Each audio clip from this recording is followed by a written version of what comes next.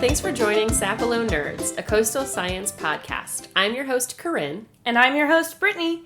And we work at the National Estuarine Research Reserve, or NER, on Sapelo Island, a Georgia barrier island. It's one of my favorite times of the year, Brittany. You mean your favorite season is summer?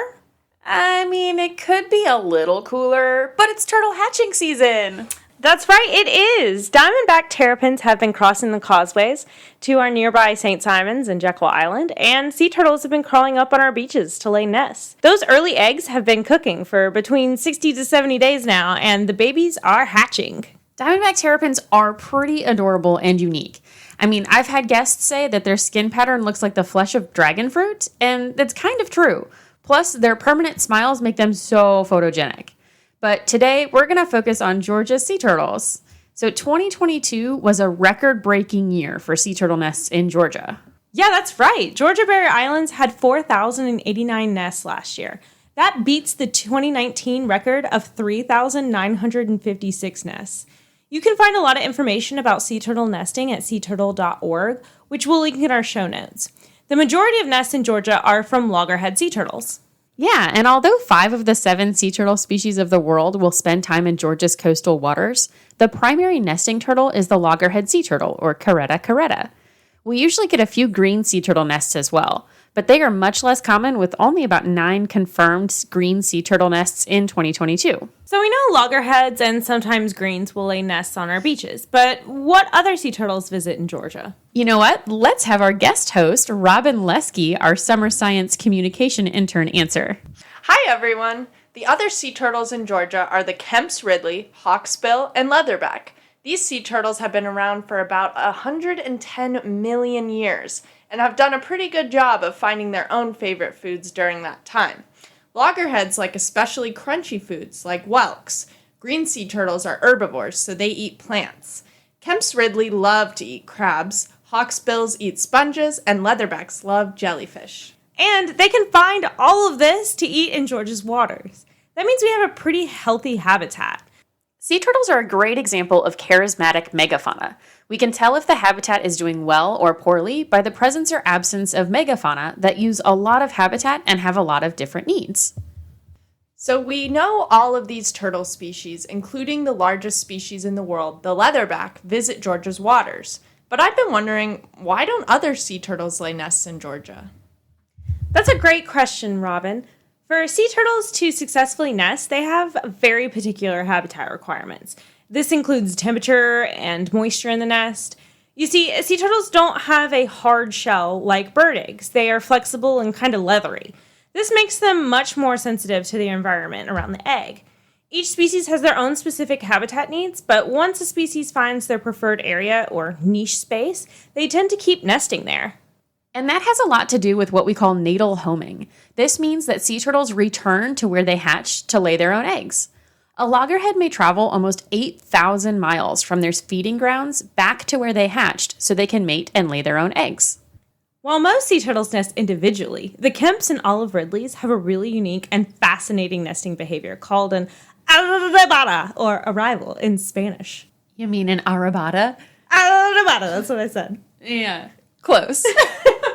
Female ridleys will gather together in the water and come onto the beaches by thousands to nest at the same time. It's likely this behavior is a survival tactic because predators and other factors are big risks for baby sea turtles. I've heard that of the nearly 410,000 eggs laid on Georgia's beaches this year, only 1 per 1,000 or 10,000 of those eggs will make it to adulthood. Sea turtles face many risks, especially as hatchlings that look like tasty meals for birds, crabs, and fish. Even before they hatch, sea turtles are at risk from predators like coyotes, foxes, hogs, and raccoons.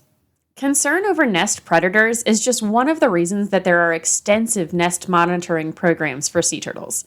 If you visit one of Georgia's barrier islands between May and October, then you'll likely find sea turtle nests marked on the beach.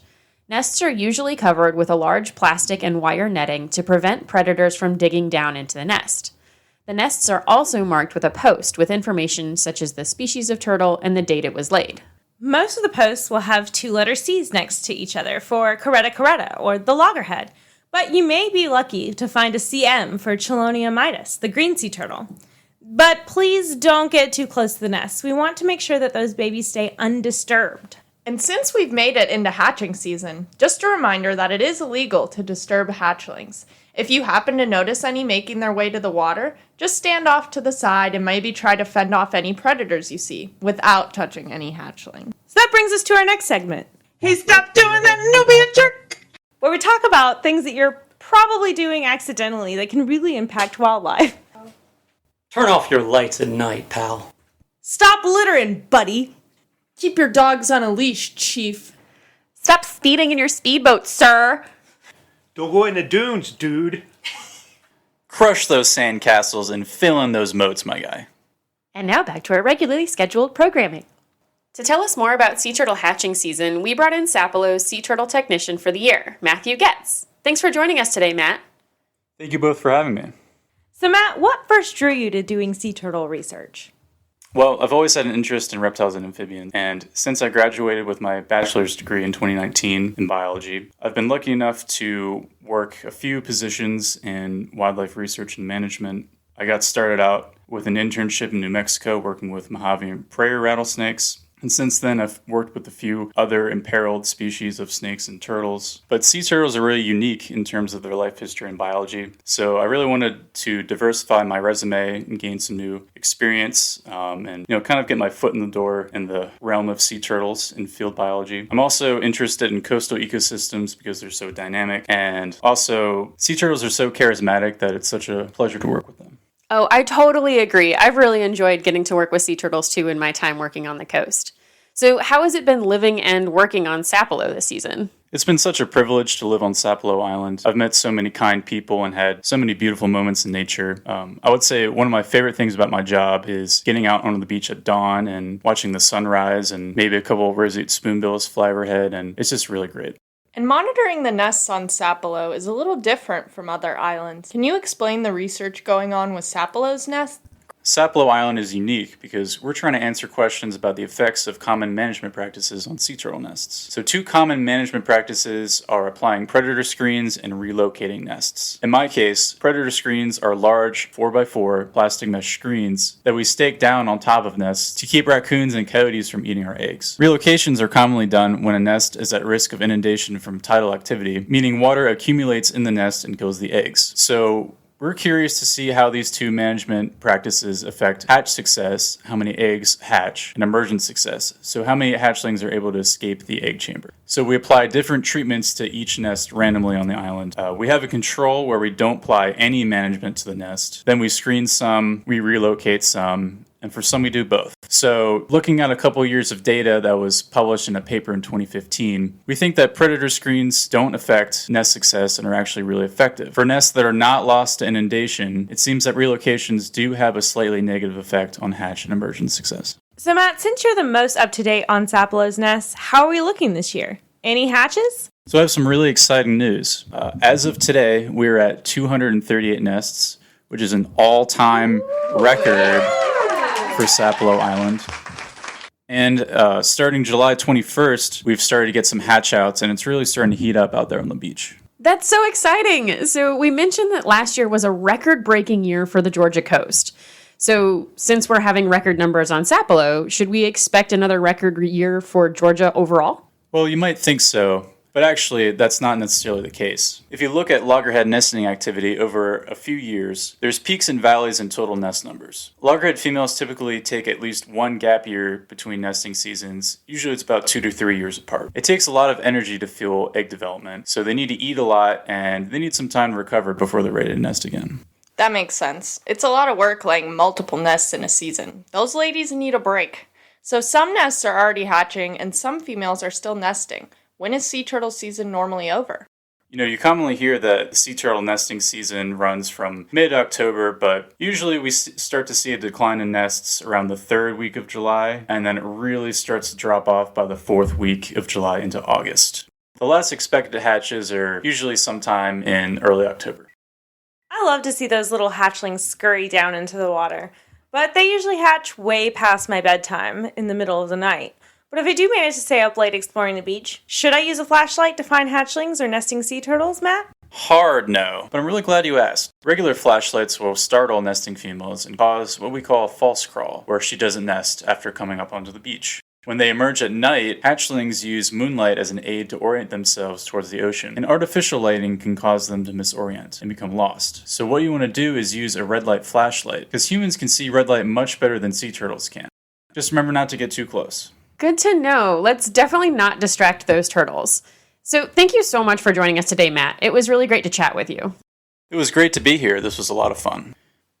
Now it's time for another hilarious joke. Exactly. Thanks for joining in on the fun, Robin. So what do you get when you cross a turtle with a porcupine? I have no idea. A slow poke. Oh my goodness. I got one. What kind of photos do self-centered turtles take? I don't know. Tell us. Shelfies.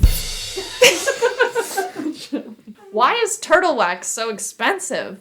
Why? You can't get much wax out of those tiny ears. Oh, man. This reminds me of the time my friend and I went to a turtle pun class. It taught us nothing. For more information about any of the topics we covered today, or to submit your question that may be featured in our upcoming episodes, please email us at signer.socials@gmail.com. That's SINERR.socials@gmail.com. Thank you for listening to Sapelo Nerds, a coastal science podcast brought to you by the Sapelo Island National Estuarine Research Reserve.